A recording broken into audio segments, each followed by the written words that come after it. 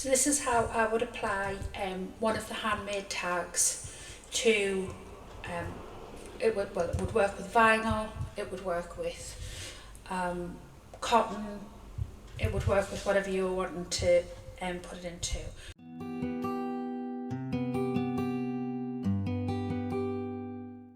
I'm just working with a little scrap piece of vinyl here, which I have put some Decovil light on the back of. If the fabric that you were wanting to adhere to was cotton, you would have that also interfaced first before you put any Decovil on.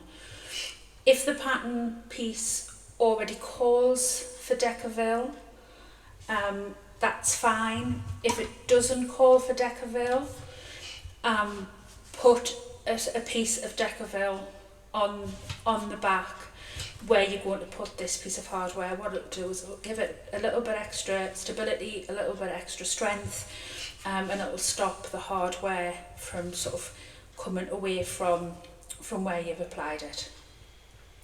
So the first thing that you want to do is sort of make sure that the prongs of your hardware are nice and straight. So just sort of move them so that they're coming away at a 90-degree angle.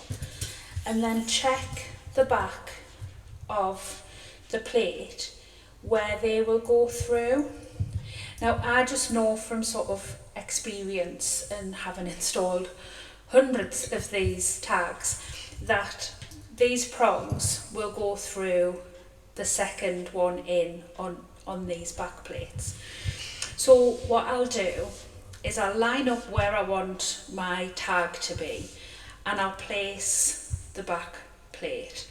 Now what I'll quite often sometimes do is use my ruler and line my ruler up and put the plate against that so that I know it's nice and straight. If I want to measure down, so if I wanted to say be 1.5 inches down, I would make a line and then hold my ruler against that and then put the plate against the ruler, so again I know it's nice and straight. So once I'm happy with where the placement of my tag is going to be, I'm going to make 2 lines on the second one in on this plate, because that's where I know where the prongs are going to go through.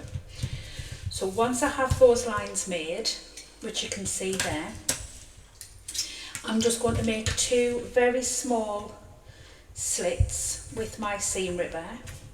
You can use a craft knife if you want to, and I'm just going to make sure that they are literally really small slits. I only want them to be the size of these prongs. I don't want them to be anything over.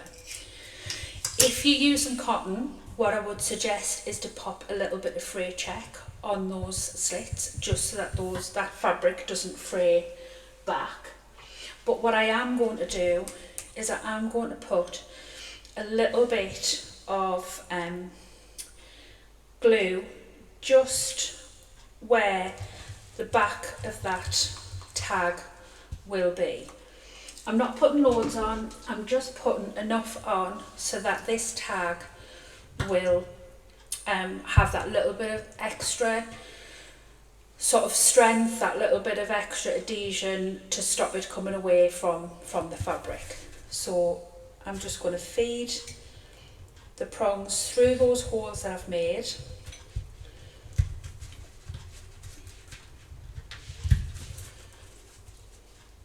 And push it into place.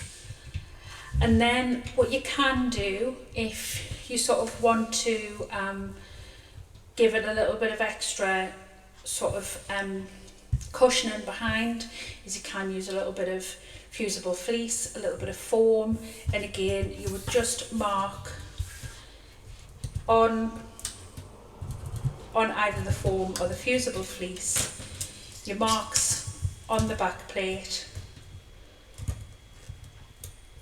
and push through with your seam ribber, and then you can pop that on as well. Again, it just gives it that little bit of extra cushioning. It protects any lining or anything from the edges of the hardware rubbing against the lining. And then you would pop your back plate on. Now some people push the prongs to the inside, I push mine to the outside. It's personal preference.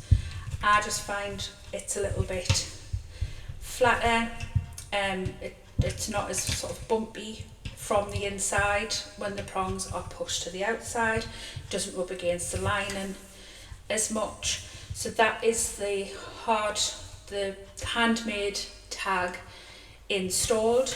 And then what I will do is I will then just cover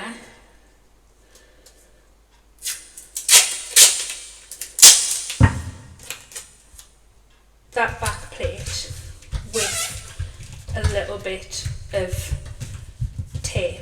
And again, what this does is it protects any lining or anything from the prongs on the back of this tag.